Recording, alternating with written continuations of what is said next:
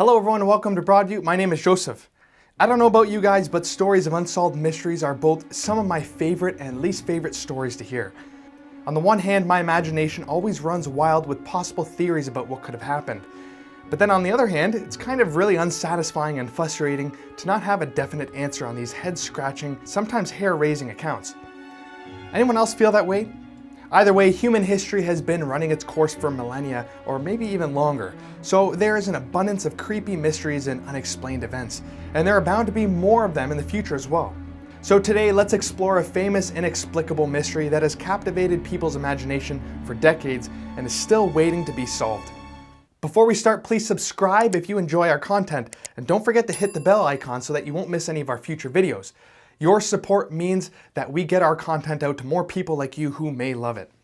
Now let's jump right in.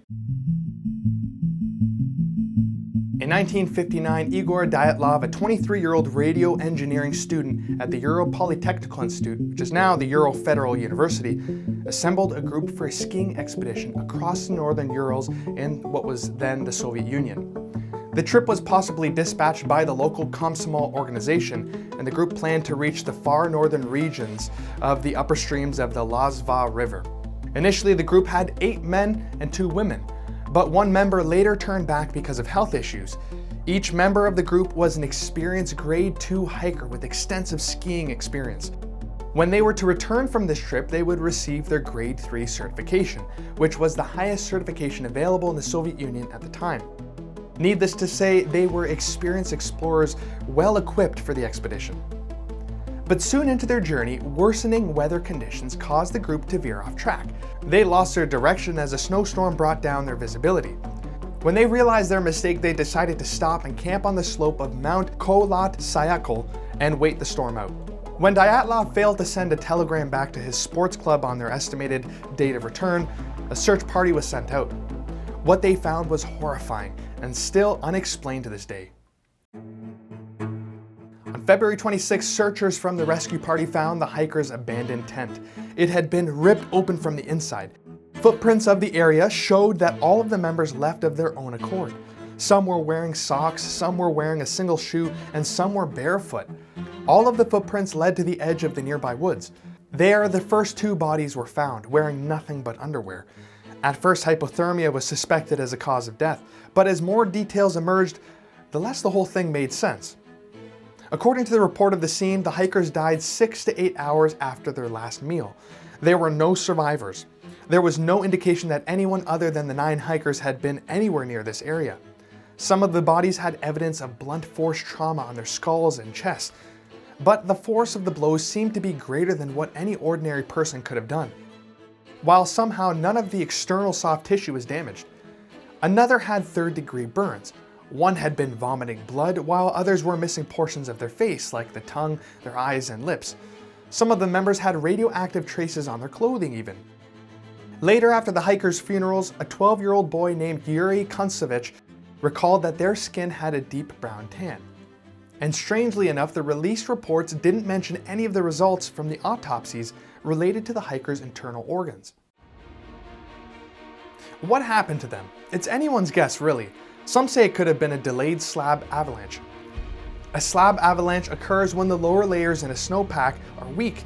This weak layer is covered with other layers of compressed snow until it eventually breaks off, pulling all the layers on top of it down the slope. This type of avalanche can occur even in places not known for avalanches and can cause injuries consistent with the ones some of the hikers sustained. The hikers had dug a platform into the slope they were to pitch their tent on. In January 2021, a scientific model demonstrated that it's possible that this, combined with strong downslope winds that accumulated snow above the tent, triggered a deadly slab avalanche.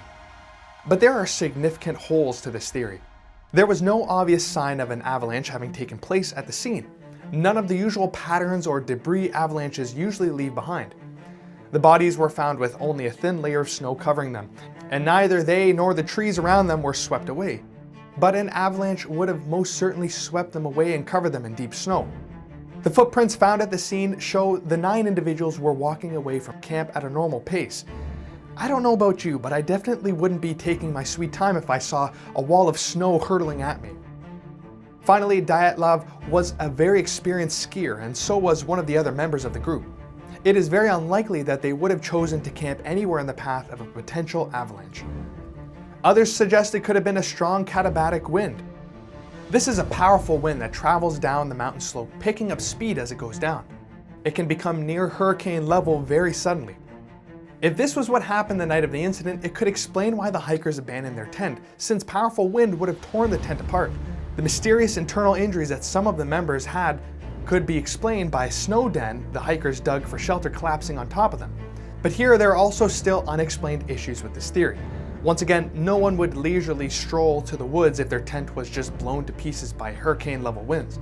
Neither would a collapsed snow den explain the missing eyeballs and tongues. Snow, no matter how much of it, doesn't just make parts of your face disappear. And then there's the radiation. How could these hikers get radiation on their clothing just from strong winds and the cold? It just doesn't add up. So we move on to our next theory. Here I've got to add something I haven't mentioned yet about the case. But get this, people who were around 50 to 70 kilometers away from the scene reported seeing strange orange spheres in the sky to the north. A member of the investigation team, former police officer Lev Ivanov, later admitted that he had received direct orders from high-ranking officials to dismiss and change their report on the glowing orb sightings. Due to this, some people believe that the deaths were a result of the Soviets testing parachute mines or other radiological weapons.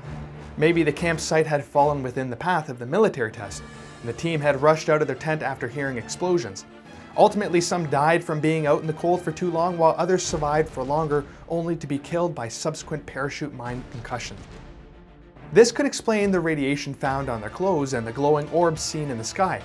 However, there weren't any reports of people hearing explosions from these mines. In addition, radiation from such weapons would be found all over the scene and not just on a few people's clothes. This leads to another possibility. Were extraterrestrials somehow involved in this? If you've been a longtime viewer of our channel, you're very familiar with stories like this one. And it always seems that aliens are a possibility when we try to explain these strange stories. The glowing orbs sighted by locals are classified as UFOs, so they very well could have been alien spacecraft.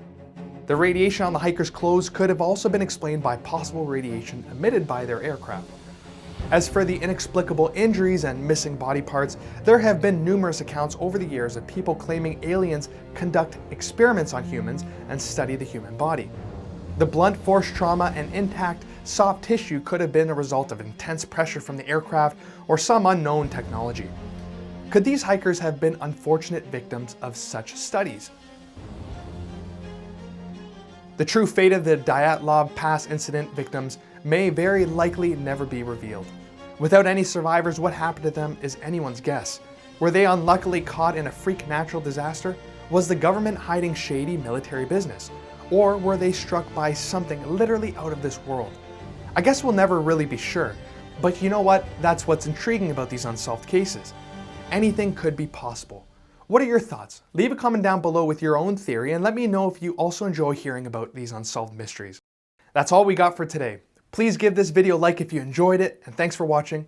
I'll see you next time.